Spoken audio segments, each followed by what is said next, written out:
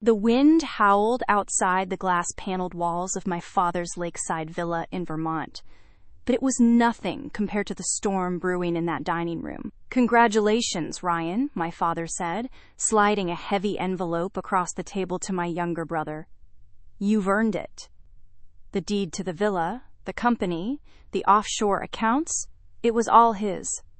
I sat silently across the oak table, 34 years old, and suddenly feeling 10. "Ryan," my palms were cold, pressed against my slacks as I struggled to keep composed. Ryan avoided my gaze. His lips were tight, eyes low. My stepmother fidgeted with her necklace, eyes glued to the floor. Then my father turned to me. "And you, Ava," he sneered. "You've always been a dreamer, weak, too compassionate to survive in the real world." My stomach dropped. There were 4 others in the room. Him, Ryan, my stepmother, and the attorney. But somehow, I felt utterly alone. He pushed a stack of papers to the man in the suit. "Let's get this signed." "Dad," I croaked, "please don't." He rolled his eyes. "Spare me, Ava. You chose to leave. You wanted to. Find purpose, remember?" He raised his fingers in mocking air quotes. "You walked away from this family to work in some clinic overseas. And for what? No money, no title, just wasted time. You never asked why I left." I whispered. "You never cared." "And I still don't," he snapped. "Because Ryan was here." "Ryan showed loyalty. He showed you what you wanted to see," I said quietly. "But he lied to you." My father laughed bitterly. "That's jealousy talking." The attorney, a gray-haired man named Mr. Whitman, shifted awkwardly. His fingers tightened around the folder. "Actually," he said, clearing his throat, "before anyone signs, there's something you should hear." My father frowned. "What is it?" Mr. Whitman looked him straight in the eye. "There's a sealed amendment to the will, added 6 years ago at the request of your late mother." My heart jumped. My grandmother, the only one who ever truly saw me, the only one who used to say, "I had more strength in my silence than most people had in their loudest moments." "What amendment?" my father snapped, irritation rising. Mr. Whitman calmly opened the leather folder and withdrew a yellow document. "This was filed during your mother's final appointment with the notary. Her instructions were clear. It was to remain sealed unless you ever attempted to disinherit Ava." Hey! My father's face twitched. "That's ridiculous. She had no such authority." "She did," Mr. Whitman replied, his tone firmer now. "She retained 51% ownership in Harbor Crest Holdings until the day she passed. And you never challenged it. Legally, she had every right." Ryan shifted in his seat. My stepmother froze, hand still resting on the diamond pendant she always wore when she needed to feel powerful. Mr. Whitman turned to me. "Miss Ava, would you like to read it, or shall I?" I didn't move. My eyes stayed locked on the envelope in Ryan's hand, the one that held everything my father believed he controlled. "Read it," I said softly. He cleared his throat and unfolded the page. "In the event that my granddaughter, Ava Whitmore, is deemed unworthy by her father, I hereby grant her full authority over my share of Harbor Crest Holdings to be enacted immediately. All voting rights are to be transferred to her name upon activation of this clause. This amendment shall override any previous agreements regarding decision-making or ownership within the company or family estate." Silence. Only the sound of rain against the windows, softer now, as though even the storm was waiting. "What the hell does that mean?" my father barked. "It means," Mr. Whitman said, turning toward me, "that your daughter is now the majority shareholder. Nothing you sign today can override that." My father shot to his feet. The chair screeched backward. "This is absurd. She doesn't even understand the business." "Maybe not your version of it," I said, rising. my voice steady. But I know how to lead, how to protect, how to build, without tearing people down. I took a step forward. You said I was useless, but I never needed your validation. I turned to Mr. Whitman. Let's move forward. We have a company to run. Ryan stared at the table. My stepmother opened her mouth to speak, then didn't. My father never sat back down. If you felt that moment shift the power back where it truly belonged, don't forget to subscribe to the channel, because what happens next will leave even her father speechless. But he didn't say a word. He just stood there, silent, rigid, as the world he thought he controlled shifted beneath him. The room was thick, with a stillness that screamed louder than any argument ever could. My father remained upright, lips a hard line, his jaw clenched so tight I could see the tension pulsing in his temple. His knuckles were white around the edge of the chair he'd shoved back, and for the first time in my life I saw something I'd never seen in his eyes. Fear. Not the kind that lashes out, but the kind that sinks in. A quiet, soul-deep fear of losing something he never thought he'd have to fight for. Please, sit, I said gently. I didn't say it to shame him. I wasn't here for revenge. I only ever wanted what had been withheld from me for decades. Dignity. Still, he didn't move. Instead, Ryan finally spoke. Wait. This isn't right. She left. He looked around the room, searching for support. She wanted no part in the business. She ran off to help people or something. I built homes for women escaping abuse. I funded transitional housing for veterans, I said evenly. I didn't run away. I ran towards something that mattered. He scoffed. That's nice and all, but you don't know how to run Harbor Crossed. I know enough, I said, locking eyes with him, to know you've been skimming funds through a shell corporation registered under your college roommate's name. Ryan paled. My stepmother gasped. Ava, stop. This is family. Was it family? I asked, my voice breaking. When you sat by, as he called me a failure, when he handed everything to Ryan without acknowledging the sacrifices I made for all of you, you were never built for this world. She whispered. No, I nodded. You all made that clear. But Grandma thought differently. Mr. Whitman cleared his throat. Miss Ava, your grandmother didn't just leave you shares, she left something else. Meant to be given only after this moment. He opened his briefcase and retrieved a small weathered box. Inside was her old, gold-plated compass. Beneath it, a folded letter with my name in her delicate script. My fingers trembled as I opened it. My dearest Ava, if you're reading this, it means your father has done exactly what I feared.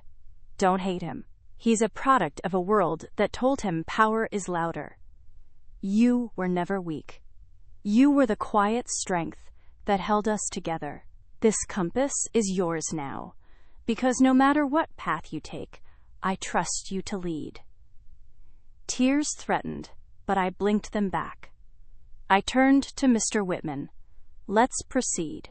As I signed the acknowledgement of my controlling stake, my father finally spoke. You think this makes you powerful? He said, voice low. You think she gave you this out of love? She did it despite me. I looked at him, really looked, for once, not as a daughter seeking approval, but as a woman who saw the truth. No, I replied. She did it because she believed in me, and she knew I'd use this power to build, not break.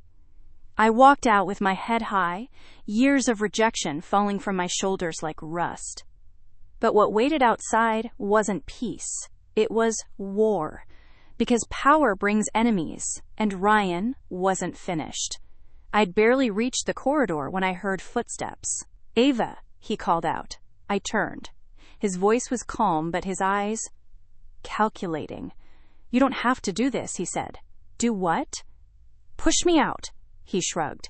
That's your next move, right? I haven't made a move, I said quietly. I simply stood up, he chuckled. You think signing some papers makes you powerful? You don't have the backbone to lead. My heart pounded, but I didn't flinch. I'm not here to prove myself to you, Ryan. I'm here to lead with integrity, something this family forgot. He stepped too close.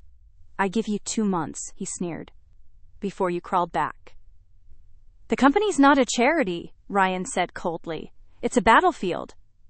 No, I replied, lifting my chin. It's a platform, and I'll use it to build, not break. You really are naive, he muttered, shaking his head before turning away. But something about the way he left stuck with me, his clenched fists, the stiff shoulders. This wasn't surrender. It was just the beginning. The next few days moved like storm clouds rolling in. Word traveled fast. Ava Whitmore was back, and this time she wasn't just visiting. People whispered my name like it was a ghost story. Some were hopeful. Others? Afraid. I didn't fire anyone. I didn't hold flashy meetings. I listened. And what I found was worse than I expected. Departments were turned against each other. Promotions were handed out based on loyalty, not merit. Employee burnout was ignored. This wasn't a business. It was a kingdom. And Ryan had studied under the king. One afternoon, I entered the break room. Conversations stopped cold. Please, I said, raising my hand. You're on break. Sit. Eat. A janitor named Rosa stood slowly. We weren't allowed to sit if Mr. Ryan walked in. I blinked. That changes today. Her face softened, she said. That night, I stayed late, reviewing reports. I found 3 misused budgets, a shady deal with a questionable supplier, and a list of employees who'd been terminated after raising concerns. This wasn't mismanagement. It was rot. If I didn't act fast, I'd be blamed when it all fell apart. The next morning, Ryan stormed into my office, holding a folder. You want the CEO seat? He snapped. Let's see you survive this. He tossed the folder on my desk. Inside, screenshots, emails, and photos. These are fake, I said, flipping through them. Can you prove it? He smirked. You really want to destroy me? I want what's mine, he hissed. You were never meant to win. I stood slowly. I don't want to win, Ryan. I want to fix what you broke. I see power, he sneered. You see weakness. Then he turned and walked out, and I realized this wasn't rivalry. This was war.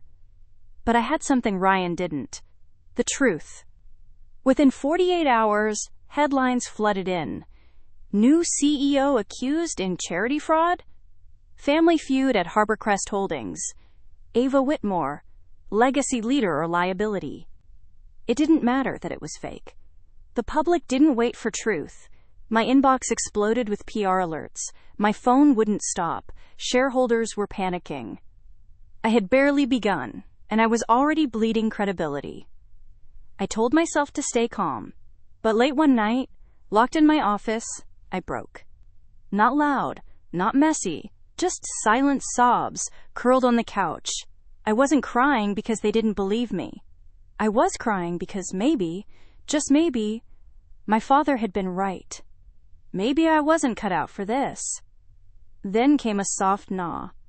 I wiped my eyes fast. The door opened anyway. Rosa stood there with a paper cup. Thought you could use this. You didn't have to, I whispered. You looked like you needed it, she said, walking in. No one ever brought me anything when I cried in this room. So maybe someone should break the cycle. Something inside me cracked again, but in a softer way. Thank you, I said. She sat down across from me.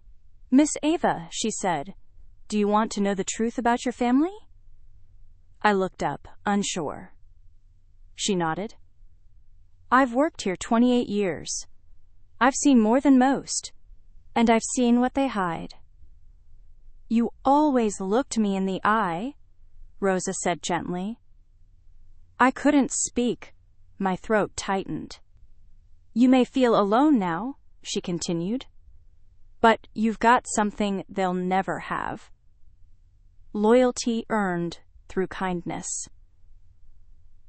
I blinked, trying to steady my breath. Why are you helping me? Because someone once helped me when no one else did, she smiled. And because this company doesn't need another king, it needs a healer. The next morning I walked into the boardroom with quiet resolve. I let them speak first. Accusations, doubts, demands for resignation. One shareholder even threatened a lawsuit. When they were done, I stood. If anyone here can prove those documents are real, I said clearly, I'll step down today. Silence. Then I dropped the original reports onto the table. Evidence of Ryan's financial misconduct, hush money, side deals. Then I turned on the projector. Footage played, Ryan entering a locked office, plugging in a USB, transferring files. The timestamp matched when the forged documents were created. No one spoke. Truth matters, I said, but I didn't come here to destroy my brother. I came to repair what he broke. I turned to the company attorney. My grandmother gave me this role, not because I was perfect, but because I still believe in people, even those who hurt me. I'm not pressing charges, I continued, but Ryan is suspended, and a full investigation will proceed. There were stunned expressions. Then Mr. Halpern, a retired board member, stood. I doubted you, he said. Thought you were just another idealist. But today, you reminded me why we built this company. It was about people, not power. And just like that, the energy in the room shifted. Ryan didn't come back. But 2 days later, I received a letter in his handwriting. Ava, I don't expect forgiveness. I didn't just want control.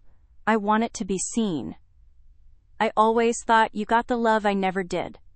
Maybe you just earned it differently. Right. I folded the letter and placed it beside my grandmother's compass. Not every ending needs a sword. Some arrive in stillness, and some beginnings are born from grace. The office felt different now, not quieter, more awake.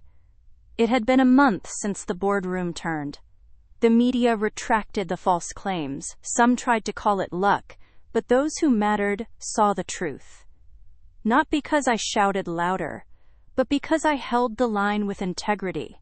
One person, though, still hadn't reached out, my father. No messages, no lawyers, nothing. I assumed he'd vanished to lick his wounds and blame the world, until one Sunday morning I walked into my office, and there he was. Sitting across from my desk, hands folded, eyes dull. I had to see it, he said. See what? You didn't burn it down. I said nothing.